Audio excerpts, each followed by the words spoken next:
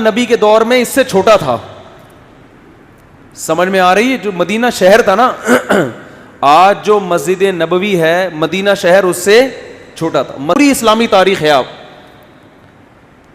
کوئی ماہر آدمی ہو نا, آپ کو بتائے گا مسجد نبی کے اندر یہاں حضرت ابو بکر کا گھر تھا, یہاں حضرت عمر کا گھر تھا, یہاں حضرت ابو ہریرہ آیا کرتے تھے, یہاں یہ ہوتا تھا, یہاں پوری مسجد نبی کے اندر پوری مدینہ کی تاریخ ہے.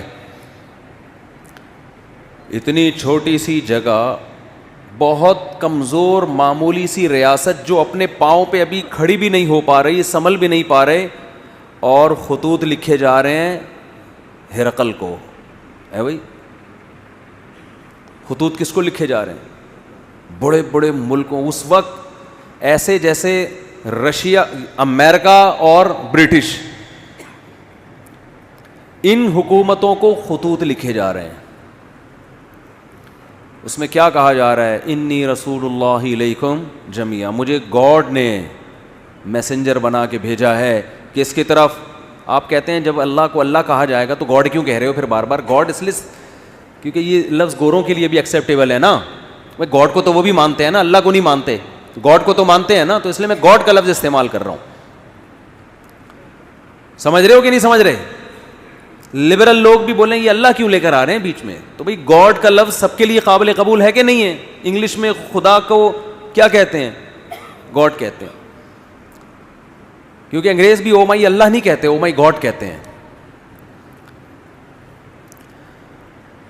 آپ کہہ سکتے ہیں کہ انگریز تو آپ کا بیان سن نہیں رہے, تو وہ لوگ ضرور سن رہے ہیں جو انگریزوں سے ڈسے ہوئے ہیں. ٹھیک ہے, اور ہو سکتا ہے یہ ٹرانسلیشن ہو جائے انگلش میں بعد میں, یہ بھی ممکن ہے. نہیں بھی ہو تو کوئی ترجمہ کر کے بتا دے. کچھ گوروں نے بھی بیانات سنے ہیں. تو اب میں آپ سے ایک بات عرض کر رہا ہوں کہ دنیا میں اس سے بڑے سفیر کی کوئی مثال مل نہیں سکتی, جو دعویٰ بھی کر رہے ہیں کہ میں تمام لوگوں کی, اللہ کی طرف سے تمام انسانوں کا رسول, اور اس دعوے پر عمل بھی کر کے دکھا رہے ہیں. بڑے بڑے بادشاہوں کو خطوط لکھ رہے ہیں. بعض بادشاہوں نے جب آپ کا خط دیکھا تو اسے پھاڑ دیا.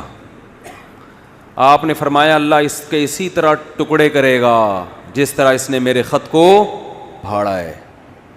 آپ کہہ سکتے ہیں بھائی کسی کے خط کو پھاڑنے پر اتنی بڑی بد دعا کیسے دی جا سکتی ہے؟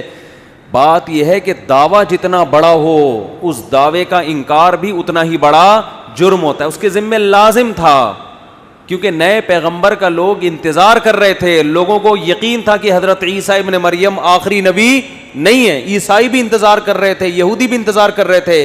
ایسے موقع پہ اگر کوئی دعویٰ کرے تو دعویٰ سنتے ہی اس کو پھاڑ ڈالنا یہ اللہ سے دشمنی لینے کے مترادف ہے. اس لیے رسول اللہ صلی اللہ علیہ وسلم نے فرمایا لا يسمع بی احد من هذه الامة یہودیا کان او نصرانیا ثم لم یؤمن بالذی ارسلت به الا دخل النار. فرمائے میری پوزیشن یہ نہیں ہے کہ کوئی میری دعوت سنے, اس کا دل چاہے تو مان لے, دل چاہے تو نہ مانے. نا نا نا نا نا نا, میری حیثیت یہ ہے کہ اس امت میں کوئی یہودی عیسائی میرے بارے میں سنے اور پھر تحقیق کر کے مجھ پر ایمان نہ لے کر آیا تو اس کا ٹھکانہ جہنم کی آگ ہے. اس نے اس کو ویلیو کیوں نہیں دی؟ بالکل اس کی مثال ایسے جیسے کلاس روک کر ایک شخص کہہ رہا ہے مجھے پرنسپل نے بھیجا ہے, اور ٹیچر اس کی بات کو لفٹ کرانے کے لیے تیار نہیں ہے, تو آپ کیا سمجھتے ہیں پرنسپل چھوڑ دے گا اس کو؟ اور وہ کہہ بھی رہے کہ میں سب پوری کلاس کے لیے پیغام لے کر آیا ہوں, اور پیغام بھی بہت اہم ہے. آج لبرل لوگ اعتراض کرتے ہیں نا, یہ کیا بات ہے محمد صلی اللہ علیہ وسلم پر کوئی ایمان نہ لے کر آئے تو جہنم میں جائے گا. اتنی اتنی سی باتوں پہ جہنم ہے بھائی, اتنی اتنی سی باتوں پہ. یعنی وہ کہتے ہیں نا یہ لوگ ذرا ذرا سی بات پہ کہاں پھینک رہے ہوتے ہیں جہنم میں ڈال. بھائی اتنی سی بات ہے نہیں, کیونکہ دعویٰ یہ کہ مجھے خدا نے بھیجا ہے. اب آپ کے ذمے ہے کہ آپ تحقیق کرو کہ یہ اپنے دعوے میں جھوٹے ہیں یا سچے. آپ اس کان سے سن کے اس کان سے نکالنے کا آپشن آپ کے پاس ختم ہو گیا.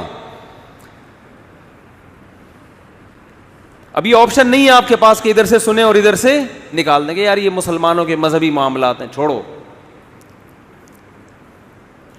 آپ کہہ سکتے ہیں کہ کیا دلیل ہے آپ کے پاس کہ محمد ابن عبداللہ صلی اللہ علیہ وسلم اس دعوے میں سچے تھے. کیا دلیل ہے آپ کے پاس؟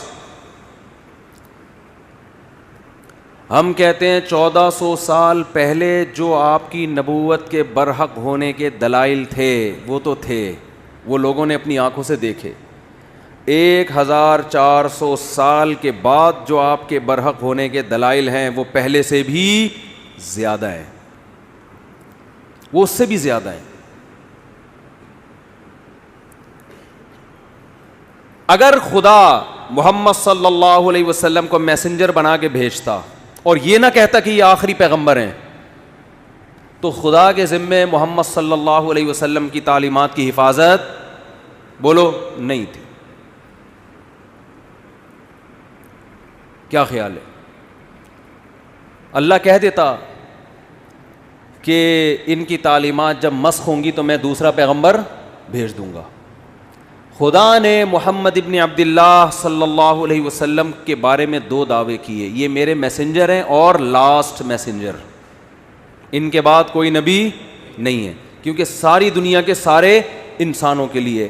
اس دعوے میں اللہ نے ایک اور دعویٰ کر دیا کہ ان کی تعلیمات کو میں قیامت تک کے لیے محفوظ کر دوں گا. ان کی تعلیمات قیامت تک کے لیے, بولو نا کیا ہو گیا بھائی؟ وہاں میں پشاور میں بیان کر رہا تھا, ایسا بول رہے تھے لوگ یار, چپ کرانا. سرگودا میں بیان ہوا, چپ کرانا مشکل ہو گیا, لوگ چپ ہی نہیں ہو رہے تھے. وہاں کہنا پڑ رہا تھا مجھے بھی بولنے دو گے کہ نہیں دو گے بولنے. پنجاب لسی, پائے, کراچی میں چائے, چائے کے اثرات ہیں. سوچتا بہت ہے آدمی, چائے پی کے بولتا نہیں ہے, سوچتا رہے. جہاں بولنے کا موقع ہوتا ہے وہاں بھی کیا کر رہا ہوتا ہے؟ سوچ رہا ہوتا ہے.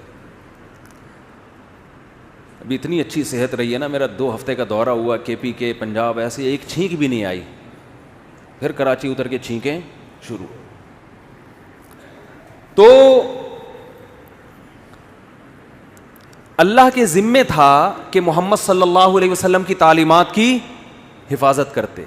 یہ حفاظت خود اس کی دلیل ہے کہ محمد صلی اللہ علیہ وسلم لاسٹ میسنجر آف گاڈ ہیں, ورنہ کسی یتیم جو نہ لکھنا جانتا ہو نہ پڑھنا جانتا ہو, اس کی تعلیمات کی اللہ کی قسم اسباب کی دنیا میں ایسی حفاظت کا انتظام اس زمانے میں تو ممکن ہی نہیں تھا, ناممکن. اور اس زمانے میں بھی اتنا پروٹوکول ملنا کسی کو ممکن نہیں ہے.